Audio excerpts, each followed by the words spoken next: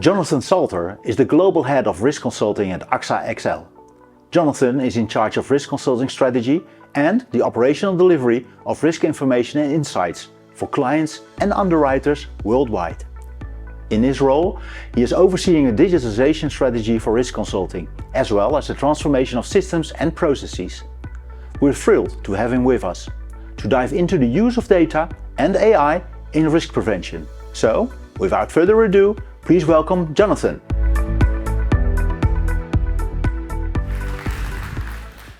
Good afternoon, everybody. I hope you had a good lunch. I have to say, as a speaker, it's always a privilege to be at these events, but it's also amazing when so many of you turn up for the graveyard slot after lunch. So thank you very much. But I'd like to talk to you today about some of the work that we're doing at AXA XL, whether it's in risk consulting or whether it's through AXA's digital commercial platform that we're building at the moment, and just give you a perspective from a true sort of pure insurance point of view. So what are we going to look at today? Well, I want to talk to you about what the risk consulting team does. I'd like to talk about some risk factor identification work that we're doing. Maybe we could have a quick look at damage analysis, and then give you an idea of some of the what nexts, what we're thinking about, and how we can collaborate and innovate together. So what is risk consulting? Well, wherever you were in the world, wherever insurance was starting, and we've got an image on screen here of a surveyor down by the Thames.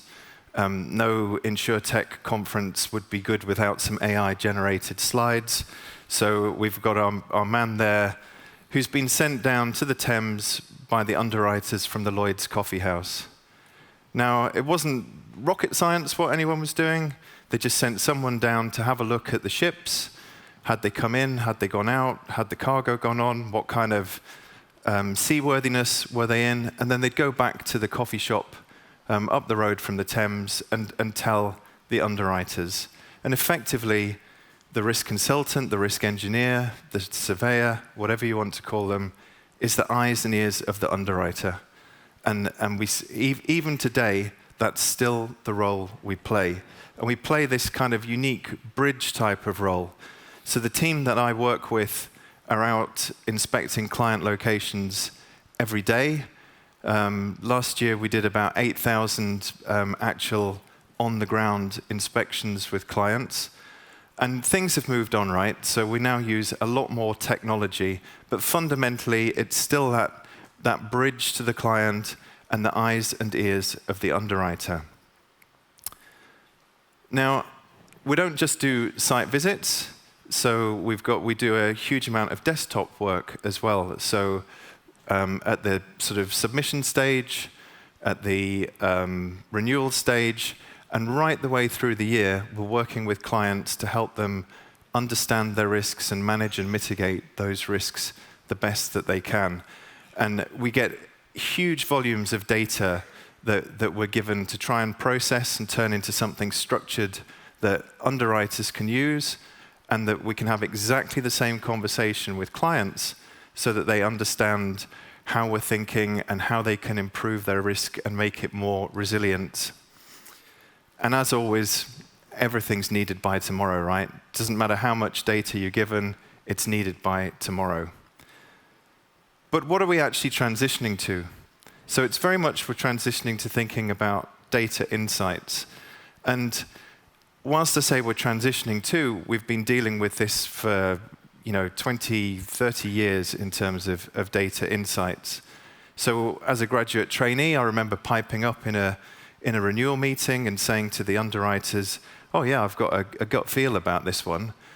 And everyone shot me down and said, Jonathan, we don't make decisions based on gut feel. We make decisions based on data. But here we are sort of 20 years later talking about how we're going to use the data more. Now, if we just work backwards for just a moment, what are we actually trying to prevent? And I'm going to talk to you whilst the risk consulting team that I work with does multi-line of business. I'm just going to focus on the property part this afternoon. Okay, so what are we actually trying to prevent? Well, fundamentally, we're trying to prevent losses that turn into claims, right? We'll pay claims as insurers, that's what we do, but if we can take our knowledge of claims and our knowledge of industry and help clients who haven't had that event yet, so the sort of value beyond the policy, and have the conversation with them and get them thinking about their risks, then that's where our value lies as insurers. And if we look at where claims come from and we have a really detailed knowledge of those, then we're able to bring that to clients before they have the loss. How do we view property risks? Well, it's a mix of factors. Okay, so we think about three main things to begin with. We think about natural catastrophe and how that could impact the different locations that we're assessing. We think about the physical risks, and we think about the human element risks as well. So those are the three main things. And when we're thinking about collaborations and when we're thinking about the problems and the challenges that we have, those are the three main things from a risk consulting perspective as part of the underwriting process that we think about. We then use our knowledge of industries and we start to get a bit more detailed. So we look at construction, what is a facility built of? We look at the occupancy, what's going on inside? We look at the protection, so does it have sprinkler protection? Does it have fire-resistant construction? And we look at the exposures directly around the facility. So we're starting to build up our data pool and the way that we're thinking about things quite quickly to get a detailed view of each risk. And risk consulting contributes this understanding very deeply into the underwriting process. Okay, so we're right at the start of the underwriting process, we're right at the end of the underwriting process, and we're associated with the client throughout the whole of the year, working very closely with them. And as I said, it's that one conversation, so we're able to talk to underwriters and explain what the risk is and give it some structured data that can go into pricing models. And we're also able to talk to clients and explain to them the why and the what and the how and what they need to do. Again, if we think about data, it's a super rich and detailed process that we have. We use a risk quality index at AXA XL, so it's a benchmark that we provide where we look at over 300 factors, and we start to really get into the detail of what's there. So we've got 300 factors that we boil down into 11 key categories, and that produces a score that goes into our underwriting thought process and into our actuarial modeling. It's very time-consuming as well. So we send our consultants to each location. They do this in great detail, but we only go to these locations, rarely. So once a year, once every 2 years, once every 3 years, and we'll come back to that later this in the talk. Now, I just want to take a sort of a step to the side for a minute and just think about natural catastrophe. So I mentioned it there as one of the kind of like three first factors, the nat cat, the physical, and the human element that we look at. And I think it would be fair to say as well that insurers tend to be quite sort of rear view focused. So we make predictions on what's going to happen based on what's happened in the past. But we all know that climate change is changing how we think about things, and whether it's wildfires, whether it's floods, whether it's wind-related, whether it's hail-related, we're seeing more and more natural catastrophe events. And in fact, we think that the number of natural disasters has increased threefold in the last 20 years. And if we look at the kind of graphic that we've got here, we can see that it not only is it the frequency, but it's the severity of these events that are occurring much more frequently. So what have we done there? So we've established that the risk consulting team plays a very important part in the underwriting process, very detailed data, very thoughtful analysis. We've established that we've got a really strong process for dealing with dealing with looking at the data and making an analysis. And we've established that we've got all sorts of NatCats happening. Well, what does the future look like for us? And I think we've got an opportunity if we think about the geospatial sector and how we can link geospatial data and AI into that process that's very manual at the moment. And we see a booming sort of geospatial sector and rapidly growing ecosystems.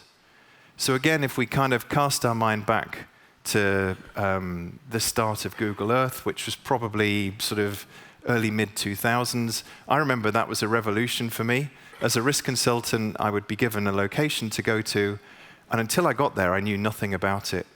But suddenly to be able to look at satellite pictures and start to think about what I was going to see was a game changer. If we think as well about, the start of the pandemic, sort of 4 or 5 years ago, there was something like 2,000 satellites in orbit, and there's now something like 7,000.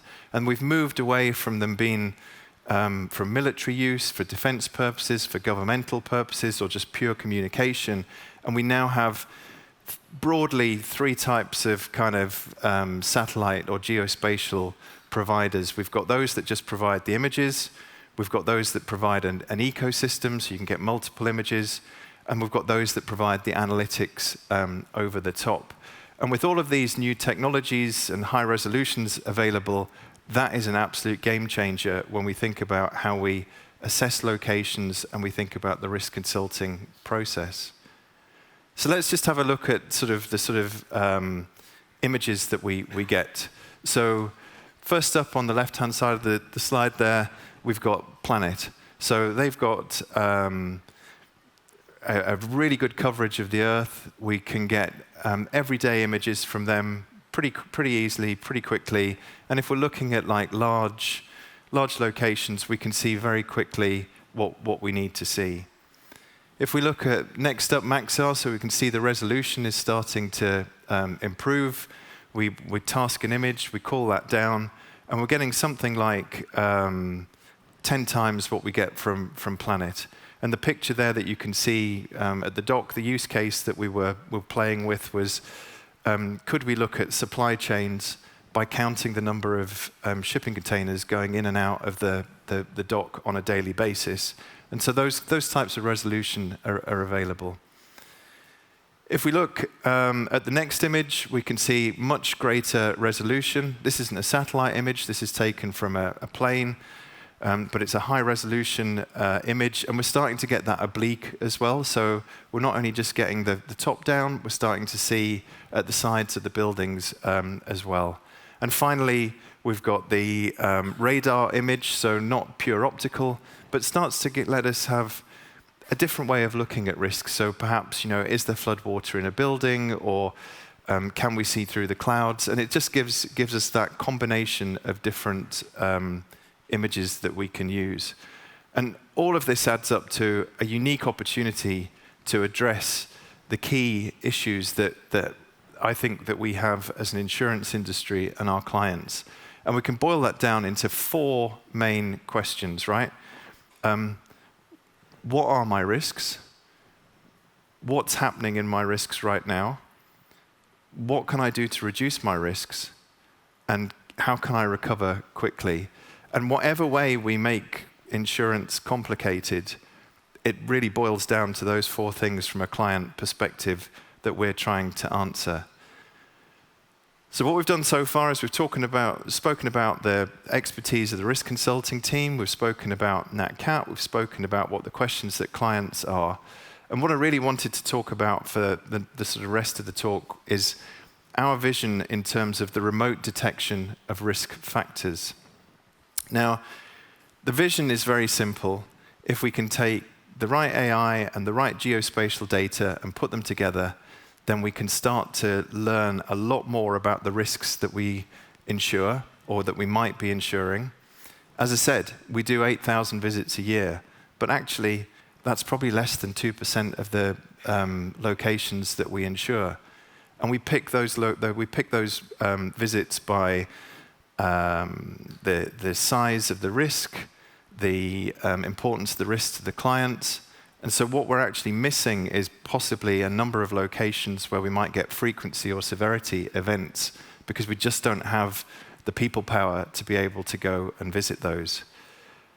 So we're thinking about how can we combine excellent pictures, AI, integrate into our systems very easily and quickly, and how can we empower the risk consulting team to bring their experience to a much broader range than they do today. So what does it actually look like when we think about it? Well, imagine the process, very manual as we were talking about to begin with, but imagine the process that we've built where we get a schedule of values in from clients. We're able to put that through a foot printer that confirms that those locations are where we think they are. And then we're able to put on top of that maps, natural catastrophe maps that tell us exactly what the kind of expected exposure are, but much broader than we've ever been able to do with multiple data sources. And then the cherry on the cake is that we can start to put our AI model over the top. So what are we looking at here? You can see that the AI has identified pallets against the building. Why is that a problem? Because often you have arsonists or you have accidents out in the yard that set fire to the pallets that then set fire to the building. We can see process tanks. We can see roof-mounted equipment. And it's a start, I agree. But we're building out that AI capability and building up our list of detectors. And if you think about the power of this, as I said, we probably go to locations once a year, once every 2 or 3 years, but only that 2% subset. And all of a sudden, we can start to be doing real portfolio analysis and having those valuable conversations with clients. So what are we going to be able to do by this? Well, it's about accurate underwriting information, right, in a scale that we haven't been able to do before or to have the trust that we haven't been able to do before. And we can have those targeted conversations with clients. So as I was saying, if you know what's at a location, you can start to ask the right questions. At the moment, there's probably about 2 large fires a month where solar panels, roof-mounted solar panels, are involved, right? So if we can then scan a portfolio and have those conversations with clients before they have the loss and say, hey, you've got solar panels on the roof. How did you install them? How do you manage them? How do you maintain them? Here's some information. Can we help you? Then we can try and prevent any losses at their location. It's about better risk selection. It's about saving time. So instead of reading paperwork, we can be having the conversations with clients that we need and really affecting change. And of course, we can improve our portfolio and our cost of reinsurance. Now, I mentioned about remote analysis of damage. So if we take the same kind of concept and we think about large hurricanes, for example, in the US that we see, or other large Nat Cat events, it's very, very difficult as an insurer to provide the value and the service. Then you can't get loss adjusters into the facilities. The resources are scarce. No one knows what's going on. But again, very quickly, if you take the models that we've created and you look at the scale of loss and you train the model, we're then able to start with faster claims payments, helping customers with their getting back on their feet, because that's what we do. We're there to pay the claims. So if we're able to automate this process and go a lot quicker, then that's what we should be doing to look after our clients. Now, what's coming next? So if I look at all of the people I've met outside today, it's incredible to see the innovation, and it's incredible to think what the collaboration could be like. But where do I think that the sort of 3 main things that we need to think about? Well, clearly I've spoken a lot about sort of geospatial and shown you the kind of work that we're doing. So I think the advent of very low Earth orbit satellites is going to drive much higher resolution, and that's where we should be looking. It should be about the resolution and what can we see. Think back to our sort of 7 factors of how we assess in the process. That's what we need to be addressing. I think generative AI, okay, so we're at a conference that's all about sort of tech and data and AI. Clearly, that's going to improve our models and improve the speed and the scale that we can do these at. But let's not forget IoT. So I'm talking a lot about what we can see from outside, but if we can marry that up with the industrial Internet of Things and get a lot more data about what's going on inside a location, then that's a really, really powerful combination. But what I would say is my sort of like parting thought when I think about all of this is you really need the right people to be able to make any of these projects work. And when I look at the projects that we've done in the risk consulting team and the digital commercial platform, it's very much about having not only the right data and the right technology, but the right people who've got a strong understanding of the process. So thank you very much for your time. Appreciate that. Thank you.